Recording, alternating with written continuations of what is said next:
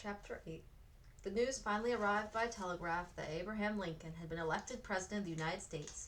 When the Southern Democrats split from the Northern Democrats, dividing the vote, it allowed the Republicans to win the election, Alfred explained. In St. Joe, Lincoln got 410 votes out of 452 votes cast. Danny was delighted. He was sure that now everything would begin to change for the better. But it didn't. The people who had worried that war might be possible were now positive that war was inevitable. Word came that raids along the southern Missouri-Kansas border had increased in violence. Men had been shot, their families burned. On the streets of St. Joseph, there were heated discussions about succession.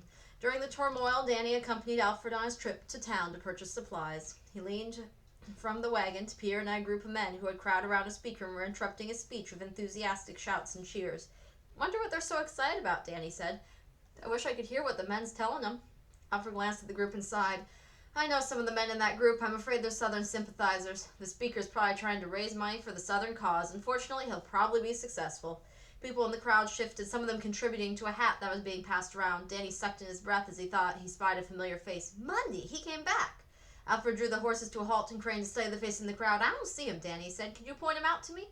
As the crowd began to disperse, Danny tried to spot Mundy again, but he finally shook his head. "I don't see him now. Maybe he went down the side street." "I think must have made a mistake," Alfred told him. "Hard to believe a man would return to St. Joe. I honestly don't think you have anything to fear from Mundy." But Danny did fear Mundy. It was hard to get the man's twisted, angry face out of his mind. Every day at school there were arguments between the abolitionists and the anti-abolitionists. One afternoon, the hostile feelings erupted into an uncontrollable fist fight that involved every boy over the age of 9 and a few of the older girls. Miss Clark rushed frantically around the schoolroom trying to separate the fighters, but she couldn't be everywhere at once. Wilmer's fist collided so hard with Danny's right cheek he staggered backward. Danny gasped with shock and shouted at Wilmer, "I thought we were friends." His whole body shaking with anger, Wilmer spat back, "Can't ever be friends as long as you and your family are dirty abolitionists."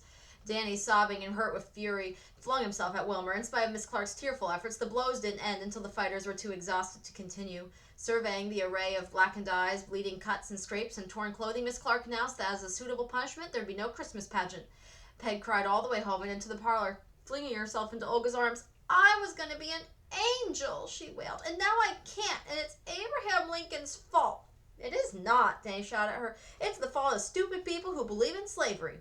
Gussie roughly grabbed his shoulder and jerked him back. "Look at you," she said. "You come into your house all dirty, your eye puffed out of here, and your clothes torn and bloody, and go on blaming other folk. For shame." Peg continued to sniffle, and Gussie immediately turned on. Take your cheers somewhere else, Missy. Miss Swenson don't need to hear all about your troubles. Two of you. Look how you've upset her." Peg pulled back her red-rimmed eyes in concerning guilt. "I'm sorry, Mama," she whispered to Olga. "Dear little love, it's all right," Olga answered. "Part of being your mama. Been listening to your problems and trying to help." She attempted to rise from the sofa on which she'd been lying. "I'm worried about the swelling around Danny's eye. I'll wash his face." And Gussie interrupted her. "You just lie back, Miss Swenson. I'll tend to Danny." Olga obediently sank back against the pillows, and Danny was shocked to see how weak she was. She seemed to have lost more weight, and a thin blue line throbbed in her neck. Why hadn't he noticed? There had been so much to think about, so much to do. "I didn't mean to upset you," he told Olga. "I won't get into a fight again, I promise." "I promise too," Peg echoed, her lower lip wobbling. "No harm done," Olga said and smiled at them. But as they followed Gussie in from the room, Danny turned to glance at Olga and saw her sigh and close her eyes. Tear rolled down his cheeks as he sat in the kitchen and let Gussie wash the dirt from his face and swab at the scratched place on his chin. "Don't be such a baby," Gussie grunted. "I don't hurt that much." "It's not that," Danny said. "I was remembering Dawn when he was sick, and Miss Swenson—" "Hush," Gussie whispered, and gave a jerk of her head in Peg's direction, but Peg was held on the floor in front of the fireplace, cradling her cat, her face buried in Whisker's fur. Gussie was right. He should help Peg, not make her feel worse. Danny gulped back tears and said, Peg, don't feel bad that we won't have a school Christmas pageant. You can sing your angel song to Mr. and Mrs. Swenson and Gussie and me." Peg raised her hand and looked at him mournfully. "It's not the same," she said. "It'll be better," he told her, "because you'll be the only one performing. We'll all be watching you." He could see Peg thinking about this, and she sat up a little straighter. "Wait till you taste the good Christmas food," Gussie said. She wrung out the cloth and handed Danny a linen towel to dry his face. "Everybody makes steamed Christmas puddings, lots of fruit and nuts and suet and spices, and serves them hot with a big lump of hard sauce on top." "What's hard sauce?" Danny became interested in spite of himself. Gussie smiled and rubbed her stomach. "It's butter and sugar beaten together, and when you put on the pudding, it melts and runs down the sides." She sighed. "It's the best tasting stuff you'll ever eat, not even excepting flummery." "What's flummery?" Peg asked. Gussie laughed. "It's a boiled custard. Talking of Christmas, tell you what I do. Why don't we make Miss Swenson a sweet sachet for a Christmas present?" Peg looked so puzzled. Gussie added, "You two don't know nothing, do you? A sweet sachet's a pack of good-smelling berries and leaves, and such to lay in the wardrobe or a chest of drawers so all the clothes will smell good. Come on, Peg. Let's see if we can find bed, cheesecloth, and ribbon to start with." Danny ran down the stairs to change his clothes. He didn't want to think about Christmas. It would be his first Christmas away from Ma and Mike and the others, and he didn't know how he was going to stand it. Before the tears started again, he pulled on his coat and ran outside to find Alfred.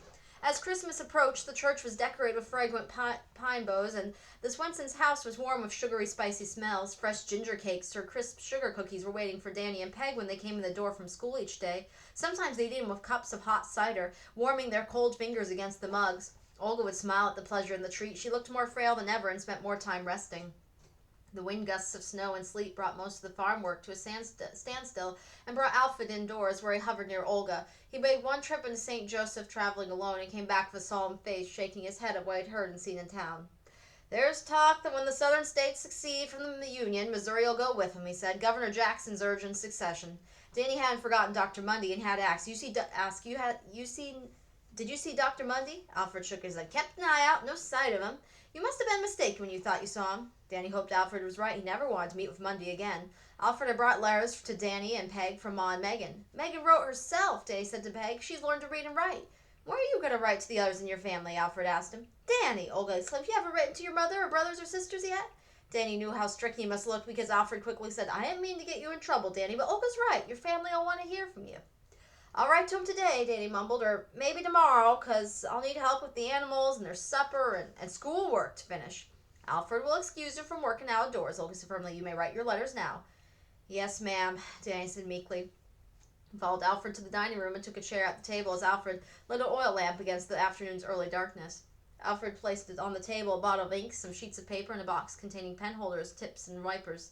"Dear Ma," Danny wrote on the first page as soon as Alfred left the room. He stopped and stared at the paper through blurred eyes, and his stomach hurt. Ma was so far away, and she shouldn't be. She and her children should be together. He wanted to tell Ma that, but he couldn't. What could he write? He couldn't write anything that would make this all final. Gussie came in the room carrying a stack of plates. "How you coming?" she said. "I need the table soon to set up for supper." "I don't know what to write to my mother," Danny blurted out. Gussie shrugged. "Don't ask me. I never writ to anybody my whole life. Just think of something pretty soon, 'cause it's about half an hour we gotta eat." As she left him alone, Danny quickly wrote, "Peg and I are fine. How are you? Your loving son, Daniel James Kelly." He leaned back and gave a long sigh of relief. That was non-committal enough. He'd write the same to Mike, Megan, Francis, and Petey. And oh, one more thing. At the bottom of the page he had, "Merry Christmas to us all." Christmas was not merry in the Swensons' home in spite of the wonderful gifts Alfred had made. A sled for Danny and a doll bed for Peg's rag doll. There was an orange apiece, some taffy candy, new clothes, and a roast goose for dinner, cooked by Mrs. Pratka, ending with a spicy steamed pudding that Gussie had promised. But Olga's barely had enough strength to attend the Christmas services at church, and as soon as the family arrived home, she took to her bed. The doctor came the next day, but this time he talked to Alfred a long while, and when he left the house, his face was solemn. Alfred spoke to Mrs. Pratka, and Danny heard a few words which frightened him so much he held in the corner of the parlor, his arms wrapped around his knees. Olga was going to die. When Alfred found him there, Danny clung to him. He felt Alfred's tears against his own cheek. All he could do was share Alfred's sorrow. There was nothing he could say to Alfred to help him.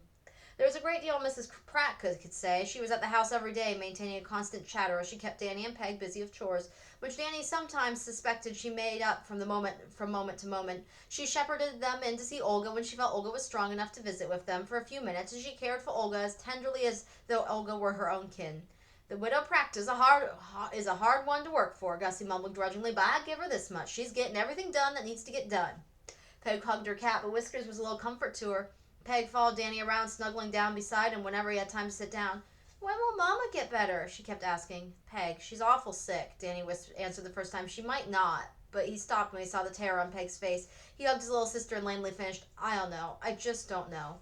It was the last day of December when Olga called for Danny and Peg to be brought in her room. Gently she kissed them and whispered, "I love you." "I love you too, Mama," Peg said. Danny was so choked up he couldn't talk. He knew that Olga was saying goodbye.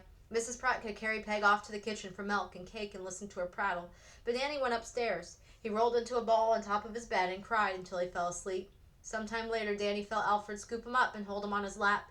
Hearing voices in the hallway, Danny realized that Olga had died. "Isn't fair," he cried. He hugged Alfred tightly and sobbed, "You'll send us all away now, and I'll lose you too, and you're my father, and I love you, and I need you, and now I'll lose you, just like I lost Da, and I can't lose you too." "Hush," Alfred murmured against Danny's hair till Danny was quieted. His sobs turned to dry shudders that shook his body. Listen to me, Danny, Alfred said, his voice soft as darkness in the room. I'll not send you away. Your home's here with me. 8 years ago, Olga and I had the heartbreak of losing our 2 sons to diphtheria. You're as dear to me as another son, and I have no intention of losing you as well. Promise? Danny whispered. I promise, Danny, Alfred said.